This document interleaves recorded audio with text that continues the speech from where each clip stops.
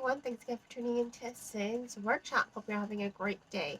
Alright, so today we're going to be talking about Daughter of the Serpentine by E.E. Knight. This is the second novel in the Dragoneer Academy. It follows much of the same formula as Novice Dragoneer. And I'm not saying that in a bad way because it works for the way Knight wants to tell the story. This is a very character-driven series, and that's not a bad thing. I don't mind character-driven stories, especially ones that really do have a lot of character depth to them. I really don't mind them so much. Sorry, I'm just like this side of my hair is fluffy, and this side's not. But whatever. So what I have to say about the novel is this. It's not a fast-paced novel. sorry. It's not a fast-paced novel. It is pretty leisurely. It's not slow. Like with the first novel, it's more like you're leisurely jogging along and then you hit those points where it's a lot of fast pace.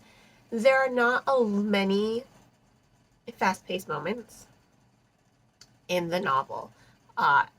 The most intense scene really does come at the ending when Aelith is on a dragon and she is going up against some pirates.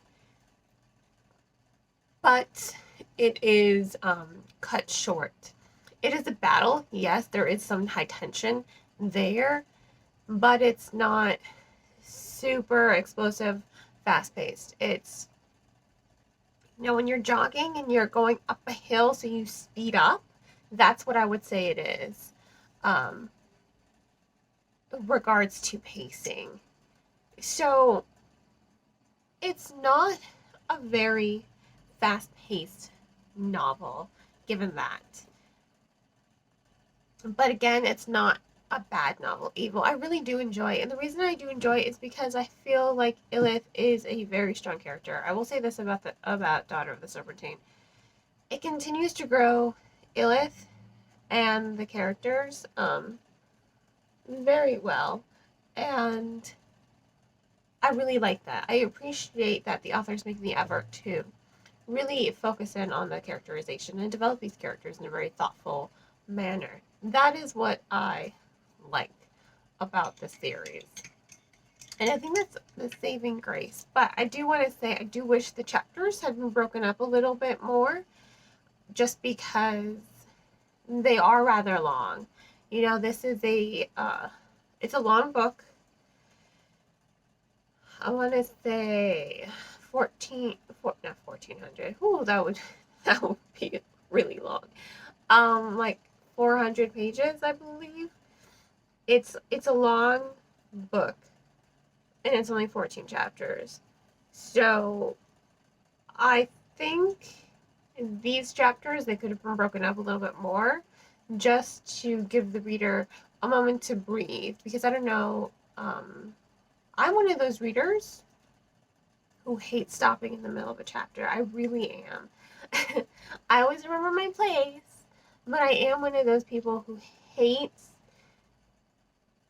stopping in the middle of a chapter. It bothers me a lot. I do it on occasion, and I had to do it with this novel because, once again, these chapters are really long. So it does bother me when I have to do that. I probably didn't notice it so much with Novice Dragoneer because I was listening to that book. It was an audiobook version. But this one, I had an ARC from the publisher, and it was an ebook ARC. So I was reading it. Don't you just love how you just kind of feel the difference between audiobooks and reading? There is such a distinct difference. I feel like it's a very important difference because some books work really well as audiobooks and some books don't work well as audiobooks. I tried a Stephen King audiobook, wasn't feeling it, versus actually reading Stephen King. Much prefer to read Stephen King than listen to Stephen King. But like I was saying, some books work really well. The Afterlife of Holly Chase by Cynthia Hand, for instance, absolutely loved it. And My Plain Jane, loved it. Um, so that's the difference. I think maybe if I had listened to Dawn of Serpentine as I had with Novice Dragoneer, I wouldn't have been so bothered by the length of it. Just because I don't have to stop. But I'm saying this now because I'm reading it. I really do wish that Knight had broken up these chapters a little bit more, just to give the reader a moment to breathe and decompress and really absorb everything that we are reading. Because I feel like I'm one of those, like I said, I'm one of those people who don't like stopping in the middle of a chapter. So if there's something I have to do, I'm like, okay, let me just finish the chapter, and I would go forward, be like, oh my god, when does this chapter end? I'd be like, okay, when's my next stopping point? And then I would just stop there.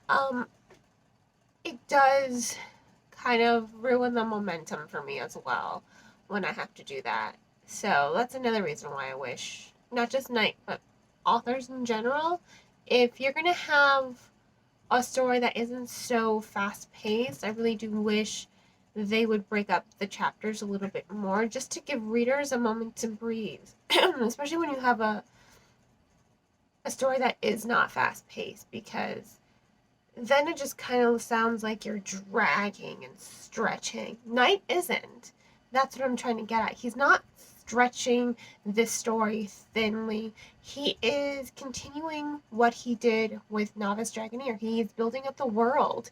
He's building up the politics. He's building up Illith and her character dynamics with her fellow characters. And that's what I really like, because you really do get to see how these relationships have flourished and how they've changed as far as the narrative goes. And I really appreciate that, because Santil, she started out not liking Elith at all. And you really do get to see how their relationship has deepened and how strong of friends that they have become.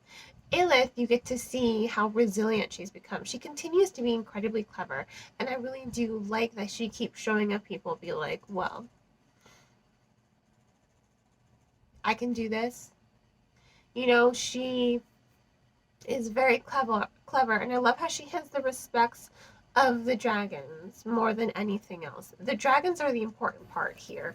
You get to see them, just like with the lodger, you get to see Ayla's relationship with the dragons. She has such respect and love for the dragons, and I feel like a lot of the other characters don't. And I think that's why the dragons connect to her so much, because she treats them as equals, and she admires them as well. She does everything in her power to make the dragons trust her. She earns their trust, and I really do appreciate the fact that she earns her trust here. That is something that I like, and that is something that I was able to take away from this novel, because she has a stutter. But when she's talking to the dragons, her stutter doesn't really exist. You get to see this different side of Illith, this calm, thoughtful, clever side to Illith. And that's what I like. And that is what E.E. Knight is doing with these novels. It's a coming of age series. And clearly, it is a coming of age series. So he does focus a lot on Illith and the challenges that she faces in this world, the politics she keeps getting swept into. And it's always her. Why? Because she's clever, and people are seeing that she is clever. They are seeing how intelligent and thoughtful she is and how observant she is, and they are respecting it. And that's what I like. That's Nyx, my husband's cat. I love her too, but she's my husband's cat. My cat is JJ, and he is currently exploring the house. But anyway, that's what I'm getting at. This is not a fast-paced novel. It's not a slow-paced novel, but it does have a lot of intricacies involved in the plot line. Lots of political upheaval, a lot of personal upheaval. There's a lot going on, much like with the first novel. So it has to be explored. And there is lots of exposition in there, but there is a lot of good narrative to keep the reader engaged in the story. So if you are a reader who prefers character-driven stories that aren't really fast-paced, this is definitely going to be a thoughtful read for you. And that's why I recommend it, because it is mature. You know, it's a young adult book, but it's a very mature young adult book. Um, just in the terms of the story, you know, there's nothing explicit going on here. Let me just say that. It's nothing explicit happens in this novel. It's a very clean read, in case you're wondering, but there is battle, there are dragons, lots of political upheaval. It's good in that respect because it is well thought out. It is a very mature